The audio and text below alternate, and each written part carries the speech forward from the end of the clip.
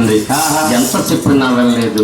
అబద్ధమాడి వాడిపోయి ఉన్న వస్తువులను తీసుకుని అర్థాంతరంగా మార్చినయ్యా ఏమి చేస్తే బాగుంటుందన్నయ్యా అన్నాడు శంకరుడండి. బ్రహ్మదేవుడు అంటున్నాడు, మమ్ములారా ఆవిడ గ్రామం అంటూ కన్ను మూసింది. ఆవిడ గ్రామాన్ని ఏదో విధంగా సేకరించాలి. ఆదిశక్తి ఉండే బోడుగునటండి మన బ్రహ్మదేవుడమ్మ 4 భాగాలు వేసాడట. 4 భాగాలేసి 3 భాగాల బొమ్మలు చేసి ప్రాణాలు పోసి పేర్లు పెట్టి కళ్యాణం ఆడుతున్నాడు. బ్రహ్మదేవుడు సరస్వతి దేవి అని కళ్యాణం ఆడాడు. విష్ణుమూర్తిని ఆది లక్ష్మీదేవి అని కళ్యాణం ఆడాడిపోయింది. శంకరుడు పార్వతి అని పిల్లాడుతున్నాడు. ఇదంతా ఏంటనుకుంటున్నారమ్మా? ఆవిడ నుండే గ్రామం అన్నట భార్యల కింద సేకరించిన వల్లే మన భూలోకములో కలియుగములో దేవుళ్ళుగా ఉన్నారటండి. లేని బిడల తల్లి పెట్టిన శాపనాకారం ముగ్గురికి తప్పకుండా తగిలి తీరినట్టండి. ఇష్టముత్తి అంటున్నాడు అన్న బ్రహ్మదేవ. ఆవిడ గ్రామాన్ని అయితే భార్యల కింద సేకరించావు, చాలా బాగుంది. అమ్మంటే ఎవరు, తల్లంటే ఎవరు, తల్లి లేనిది తనువు లేదు కదా అన్నాడు ఇష్టమూర్తింది. బ్రహ్మదేవుడు అంటున్నాడు, అదిగో 4వ భాగం పొడుతుంది. ఆ బూడిదే మనకమ్మ అవుతుంది. ఏమిటయ్యా బూడిద మనకమ్మ? ఆ బూడిదని ఏమి చేస్తాను చూడని మన బ్రహ్మదేవుడమ్మ ఆ యొక్క బూడిదండి ఒక బొమ్మను చేస్తా ఉన్నాడమ్మా. 12 శృతులు పెట్టాడు. కిరీటము, త్రిశూలము, కత్తి, కమండలము, ఈ బూది 3వ కనేతానండి ఆరబోస్తున్నాడమ్మా. విష్ణుమూర్తిండి బొమ్మకి ప్రాణం పోసాడమ్మా. అవును శంకరుడండి అభయమిస్తా ఉన్నాడు.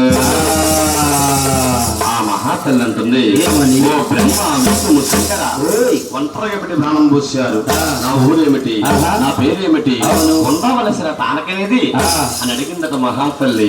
ఈ ముగ్గురు అంటున్నారు, అమ్మా నీకు ఊరుందమ్మా? ఏ విధంగా అనుకున్నాయేమో మాకు అమ్మగా నిండుగా పేరుగా అదిగో విచారవాడ కొండపై నిలుస్తున్నావు. నీ పేరు దుర్గా. ఓ బ్రహ్మ ఈ దుర్గనే పేరు నా గుర్తు. దుర్గనే పేరు నీ గుర్తు అంటున్నావు. కారణం ఏంటమ్మా? ఈ పేరుకి చాలా కోరికలు ఉన్నాయి. కోరికలు తీర్చండి, దుర్గని పేరు పెట్టండి. లేని బిడలా అమ్మా నీకేం కావాలమ్మా? కోరిక ఇస్తామన్నారు. ఆ మహాతల్లి ఒక కాళికారం అవతరించి ఈ ముగ్గురుని ఏమడుగుతున్నాయా?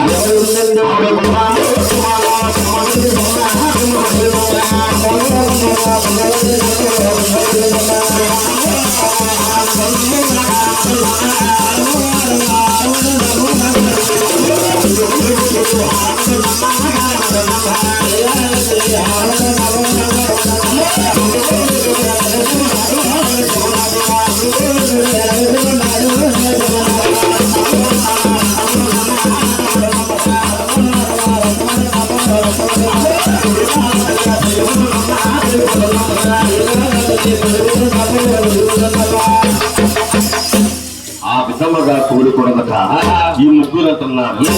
అంతే కదమ్మా, నువ్వు విజయవాడ కొండపైన వెలుస్తున్నావు తల్లి. విజయవాడ గ్రామ వ్యాపారస్తులమ్మా నీ కారం పెడుతున్నారమ్మా. ఏమిటయ్యా విజయవాడలో ఆడమా నాకంటదు ముట్టదు సరిపోదు అమ్మా. విజయవాడలో సరిపోతుంటున్నావు, నీకు ఏ విధంగా కావాలమ్మా? విజయవాడలో ఒక్క రూపం ఉంటుంది. ఆ రూపానికి 100 లీలలు కావాలి. అంటే మాకు అర్థం కదే. ఈ దుర్గని పెరిగి 101 దేవతలుగా పేర్లు కావాలి. అమ్మా నీ పేరు బాగున్న ఒక పేరే. ఏ విధంగానమ్మా? గ్రామానికి దేవతన్నాయి, వీధికి వెలుపున్నాయి, ఇంటికి వెలుపున్నాయి. ప్రతి ఒక్కరు కూడా నాకు ఆనందం పెట్టాలి. అమ్మా ప్రతి ఒక్కరు కూడా నీకు ఆరం పెట్టాలంటున్నావు. ఆరం పెట్టకపోతే నువ్వు ఏం చేస్తావమ్మా? నేనా ఏమీ చేయను.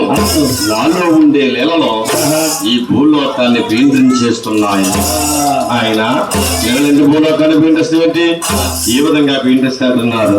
మంగులు, పోటకాలు, మయస్కాలు, దొమ్మలు, కలరులు, జాతాలు, నోటికి వాళ్ళు చుట్టం చేస్తున్నాయి. అదిగో నెల ఉంది హారం పెట్టించుకుంటాయి. లేని వెడల పంచచరణామంతో పెట్టిన పేరు కృష్ణ నదిలో పడి మచ్చమాపుకుంటాను. ఈ దుర్గలేదు అమ్మా అంత పని చేయరాదమ్మా.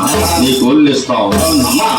గోళ్ళు ముచ్చాలమ్మంట, చెట్లమ్మ, రాయిలమ్మ, అక్కాలమ్మ, నీళ్ళమ్మ, ఆవుళ్ళమ్మ, సత్తమ్మ తల్లి అనేక బిరుడుతో ఊరుకో దేవతగా, గ్రామానికో దేవతగా నువ్వే పిలుస్తున్నావు తల్లి. అమ్మవారికి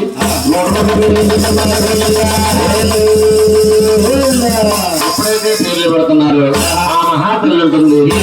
బ్రహ్మ విష్ణువు శంకర ఒంటరిగా ఎప్పుడు ప్రాణం పోస్తారు. చాలా బాగుంది. కానీ వారికి ఒక్క రోజు పూజ కావాలి. అమ్మా ఏ రోజమ్మా? శుక్రవారం కుంకుమ పూజ కావాలి. సరేంద్రా తీసుకోమన్నారు. ఆ మహాతల్లో కూడా ఏమిటయ్యా నాకు పూజలు ఇచ్చారా? నా భర్త అంటే ఎవరు? నా భర్త నేను ఎవరు పూజంతాను అయినా అడిగిందట మహాతల్లి.